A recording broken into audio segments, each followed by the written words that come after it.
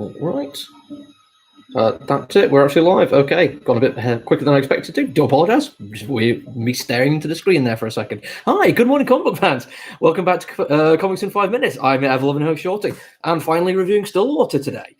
This was the big one for the week. Don't mind admitting that I kind of have been putting it off a little bit because I wanted to save it for Friday. Which is a shame because it's one of my ones I'm looking forward to. It's already on my pull list, mainly because Zdarsky does Daredevil at the moment, and I realised I could just spend my entire 5 minutes here telling you that the reason I'm picking up is because Daredevil is amazing. You should read Daredevil. It's one of the best comics I'm reading at the moment. It's also one of the best Daredevil runs of the past 10 years.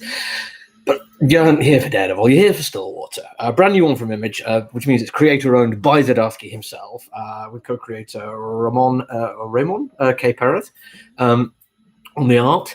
And, well, to give you the very basic rundown of what's going on here, Stillwater's a town where nobody dies. Like at all, or even gets older, if what I read is correct. And that in and of itself is, just a cool concept. You can imagine some interesting stories would take place in a town like that. But what they do in this one is actually send a couple of complete outsiders to the town, who then kind of have to figure out what's going on, or discover what's going on, and terrible repercussions happen.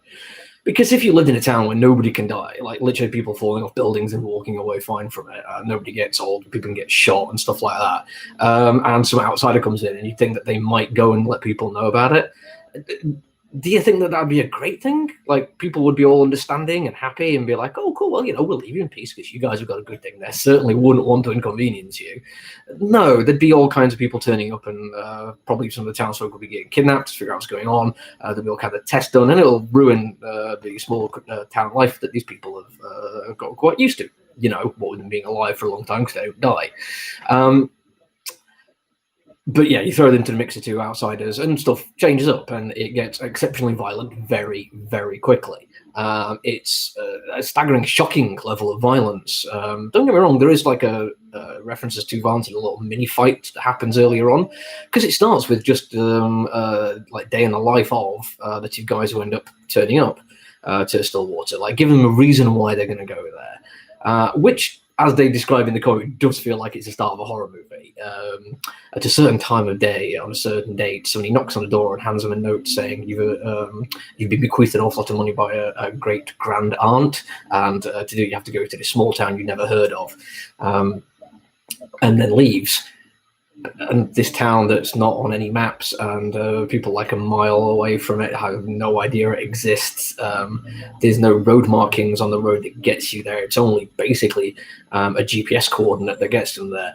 All of it is very much horror movie stuff, and that's not necessarily a bad thing, because for the most part it doesn't read like a horror comic book. It reads, like I say, like a day in the life kind of thing, and it's interesting and it's intriguing, and the characters you meet are pretty damn well rounded. Within just a few pages you get a genuinely good sense of who they are and why they would behave in certain ways, especially why they behave the way they do when presented with this. But then, yeah, it all goes horribly wrong. In a very good way, a very interesting way. Like I say, the violence is shocking and brutal, but it's well done. There's a particularly nice 9-panel page, which they use very effectively to zap very quickly backwards and forwards from POVs to give you a sense of how quick and unexpected everything is. So yeah, the setting is brilliant. The basic concept is fantastic, and the writing is great.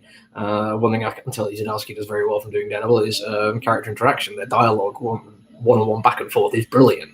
But you may notice I've not really talked about the art yet. And I'm not going to say this is like a bad thing or it's holds back, but with everything else being as good as it is, I couldn't help but feel the artwork, like, except for a few particular sequences, it just feels very workaday. Nothing out of the ordinary, but not in any way bad. I'll grab a page and just show you, because I can literally open up any page and you'll see that it's comic book artwork. Yeah. It's quite nice. The coloring's done well. Nice bold lines, good use of shadow. Page layouts, nothing really out of the ordinary there. It looks like a scene of Americana. Now, I could then say, oh yeah, but you expect something better than that. Really, for something like this, I don't think you would. Like I said, when the violence happens, it's brutal and unexpected. And it's more so because the artwork is very laid out, very general, just exactly what you expect it to be. I think I've said, I can't remember when I've reviewed, where the very standard in-house style art meant that when the horror happened, it was far more effective because you weren't expecting it. Now, I knew that Stillwater was going to be a horror comic book, and even I was still kind of like taken a little bit aback by the way it played out, because you get lulled into a sense of just everything being okay and normal. And it's not just the artwork, it's the way people talk to each other. It does feel like regular people talking to each other rather than pre-scripted dialogue. And as I said repeatedly, that's what I like when it comes to comic book writing. So there we go.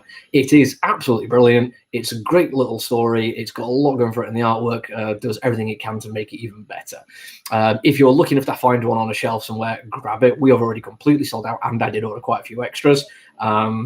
One of the reasons why I was leaving it until last is because it's one of the few ones I actually have on my pull, so I knew I wasn't going to totally sell out of it. But yeah, unfortunately, if you want to get it from us, unless your name's been on the list for it, you're out of luck. Right, that's it from me. I've reviewed pretty much everything I want to review this week. So unless something grabs my attention and I do something tomorrow, you have to wait until Tuesday before you see my lovely face again. Bye!